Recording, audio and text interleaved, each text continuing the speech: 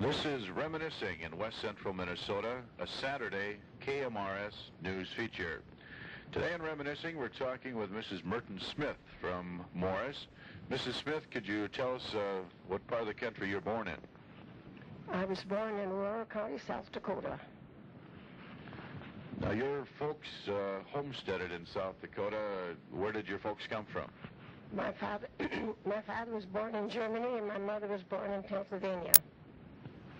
There are a lot of people in your folks' generation that were homesteading.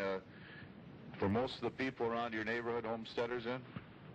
Yes, I think as far as I know that all the neighbors were homesteaders at one time. In fact, you heard so much about homesteading that you got to be a little bit older. You decided that you wanted to homestead yourself. Were there many women that decided that they were going to homestead some land? Yes, I was a homesteader, and my neighbors that I got acquainted with outside of a couple of families, there were ladies, came from Nebraska and homesteaded. Well, tell us the qualifications.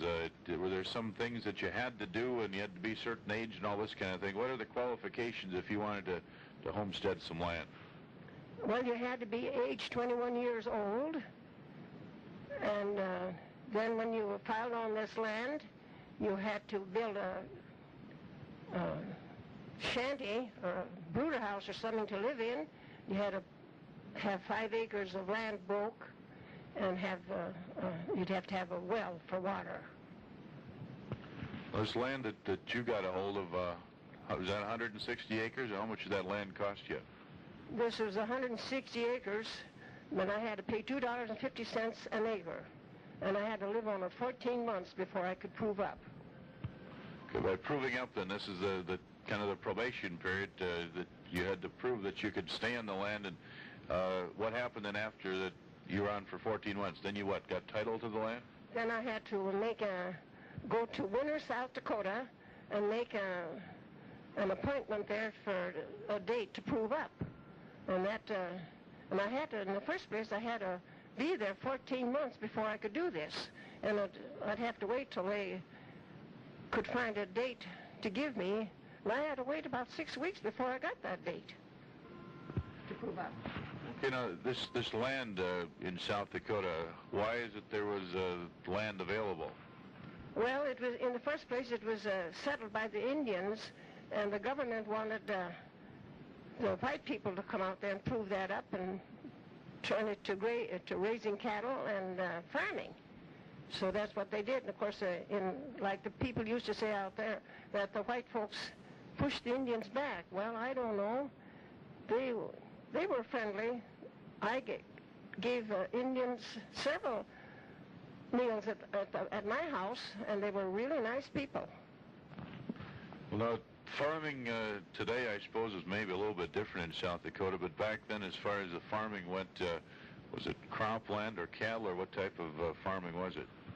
Well, everybody would have some cattle. Some people, there was one family there from Nebraska, they raised horses, and they sold colts. They raised colts, and they'd sell them horses, and they had cattle, and they farmed, and they raised chickens, and raised a garden. And if it did rain, we could raise everything you planted. In other words, rain back then was a problem just like it is this year. That's right. It would be pretty dry, but we'd get some snow in the wintertime, and that'd go off, and they'd give everybody an interest to put a crop in, and if it had come up, it'd grow, and if it was too dry, it'd burn up. That'd be the end of that. Well, you're talking about $250 an acre, 160 acres. That adds up to a considerable amount of money. How is it that a young lady that wanted to homestead had that much money? Well, I worked, and of course I worked for 50 cents a day, and I'd work in the summertime when there was no school, $3 a week, and I saved that money, and I had money of my own, enough saved up of $300. And my father said that I shouldn't worry when I got ready to prove up, he'd let me have the money, so which he did, and it cost me about $600. But on my claim, when I was homesteading, I'd get a job to work, and I'd go take that job, and I'd get $4 a week. So I came out okay. Mentioned that you had to break 5 acres of land, and breaking prairie sod is not the easiest job in the world. How long did that take you to do? You mean to get this land broke? Well, I don't know. I hired a young man that had a breaking plow and a team of horses, and I don't know, he broke it about, in an afternoon, I would say, as far as I remember, and I paid him $4 an acre for it, too. It cost me $20. And the well, I had to have a well with some water in it. Well, a bachelor neighbor, come and dug that hole, as I called it, in the side of the hill, and there was my well. But I got my drinking water from my neighbor, the Dr. Schaus that was homesteading there. I'd get all my drinking water from there. I'd carry that up in a pail. You're talking about your house. You called it a brooder house, and you mentioned it had to be at least 10 feet by 12 feet. Tell us a little bit about that house, what you remember. Well, this house, they call it a shanty, or a brooder house. Well, that was built from the cheap lumber. They claimed that lumber was made out of cottonwood trees. Well, after this shanty was built, we lined it on the inside with building paper. I took a red color building paper and put that all around on the inside, and the outside they put on, what did they call that? It wasn't tar paper. It was something that was heavier than tar paper anyhow. We bought it in rolls. Of course, a couple of men, Dr. Schaus and his young man, they put that on for me. Rubberoid, they called it. Put that on. Well, How much furniture did you have in that house? Well, sir, I had a little stove that had 4 little lids on it, and I had a cot. I paid $5 for that cot that I had for a bed. And the table, I made my table, but that was made from scraps that the men folks didn't have to use building the little the shanty. And I don't remember what I had for a chair, but anyway, I guess I used a couple of nail kegs. I do remember I had picked up a couple of nail kegs somewhere, and there was my chairs. Being alone out there in your own place in South Dakota, weren't you ever afraid? I never was afraid. Never had to be afraid of anything, only the rattlesnakes. There were rattlesnakes out there, many of them? Oh, you can say that again. That hill where my shanty was built, there was 50 rattlesnakes killed up there on that hill. And I tanned 14 hides of them snakes. Now, how do you kill a rattlesnake? How did you go about it? You shoot them, or how'd you kill them? Well, if you had a lot of money and could afford to buy a hoe, that would be the nicest thing, but I didn't have that much money. And my father was a blacksmith, and he had a rod that holds the end gate in on a wagon box, and he gave me one of them. So, and I carry that like a cane. And if I'd come up close to a rattlesnake, and of course he was coiled up there, he was ready to take care of me if I'd get too close. So I'd take this rod, and I would just swing that around till I knocked his head off. And that was goodbye rattlesnake. I bet you haven't talked to too many people that are old rattlesnake killers, have you?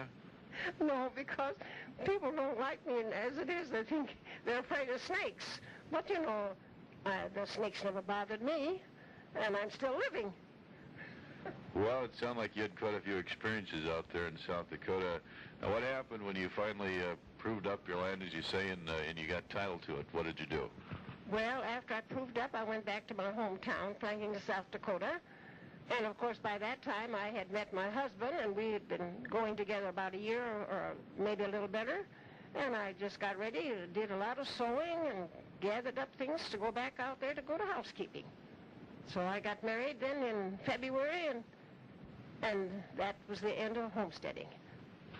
Right, you farmed in South Dakota, then you came to Minnesota. Was it a lot different, the land in Minnesota, than the part of South Dakota that you lived in? Oh, my, yes, there's no comparison.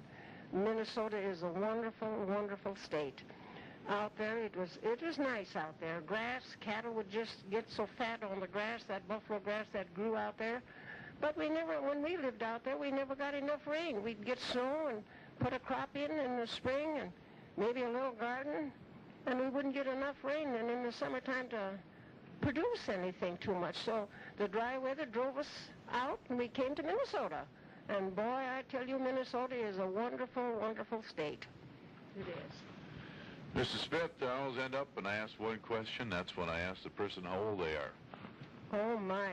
January is coming now, and it's not far away. And if I live till that long, I'll be 88 years old.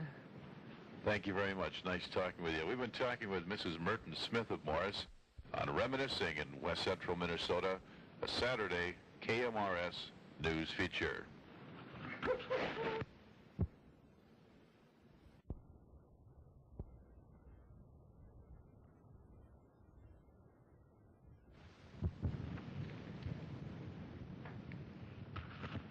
This is Reminiscing in West Central Minnesota.